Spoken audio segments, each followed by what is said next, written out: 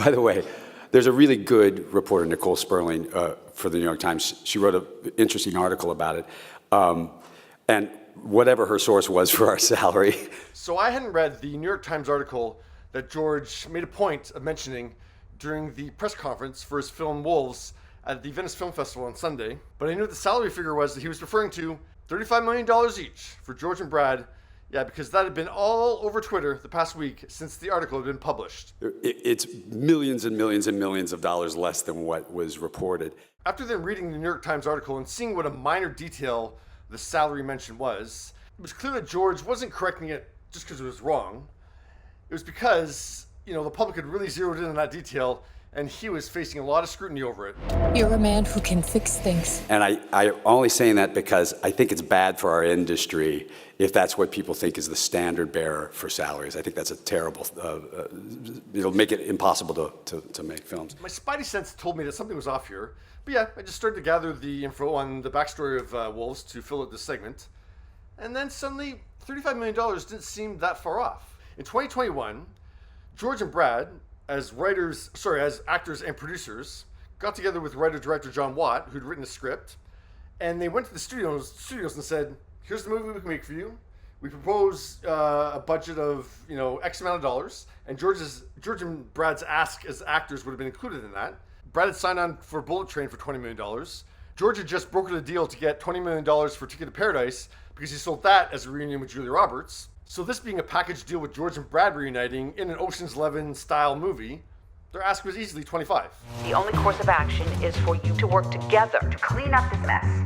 No. But George and Brad didn't just pitch us the one studio, they went to multiple studios. And multiple studios were interested, and it started a bidding war. So yeah, all the studios and streamers were willing to give them whatever they asked for the budget. Let's say it was $70 million. But then they started going above that in the bidding war. So 75, 80, whatever it was. Like more than what their ask was. So Apple won the bidding war, which is not a surprise because they have money to burn. We don't know how much Apple paid, but it was more than what, George and Brad proposed they would need to make the movie and pay everybody. It's not how I work. This is not how I work. So they got more than their ask as actors. Plus they were acting as producers, so they get a salary for that too. So yeah, now we're into 25, 30. We're not far off from $35 million. There's an art to this you may not realize. I grew up cutting tobacco on a tobacco farm for $3.30 an hour. And so this is all just icing on the cake for me. And that's not where the PR stops. During the press conference, several journalists asked about Apple's decision or reverse their decision to having a full theatrical run for this movie and only give the film a week of limited release before it goes on Apple TV. George's answer to this question cracked the whole thing wide open for me. Would you like to have seen it do a global release? Yeah, we would have liked that. We wanted it. No, you didn't. Come on, George. Don't try to fool me here. Yeah, if you wanted a theatrical release, you wouldn't have accepted Apple's offer. You would have accepted one of the studio's offer because they would have released it theatrically. It's just cash. I think money will do.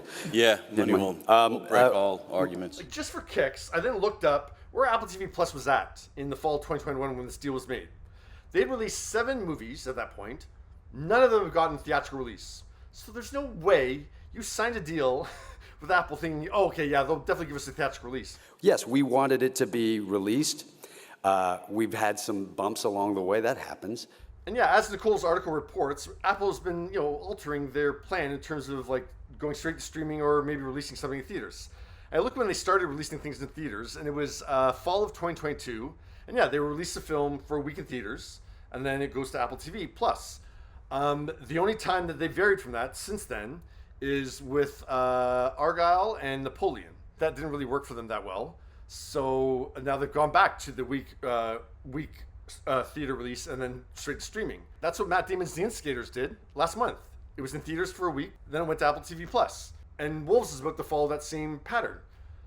All that happened without, any financial involvement of George and Brad. We wanted it. That's why Brad and I, gave some of our salary back. Even that doesn't make sense. Because, if you had done that, and then just last month they reneged on that idea, they would have violated the agreement that you made with them. So you'd be suing them. You wouldn't be saying, they decided not to do it. It is a bummer. Of course it's a bummer. But on the other hand, a lot of people are going to see the film. And George is obviously skewing things a little bit. And I think why he's doing it is because, in 2021, the sentiment was, we don't know if movie theaters are even going to be around. Like, actors were just like, making the biggest profit that they could. We're all in this industry, and we're trying to find our way post-COVID and everything else. And Top Gun Maverick came out in May 2022, which of course Tom Cruise famously held out from sending it to streaming, and yeah, saved the movie theaters, I guess. And now very much the mentality over the last year has been, support movie theaters. We are getting a release in, I think a few hundred theaters. So we're getting a release, but yeah, it would have been nicer to have a wider release. I wish you'd just be honest, George. Come on. Okay, I'm done. I don't even know what to say. I'm so exhausted. That's what I'm saying. Bye. You want to be able to continue working in this, in this industry that we love.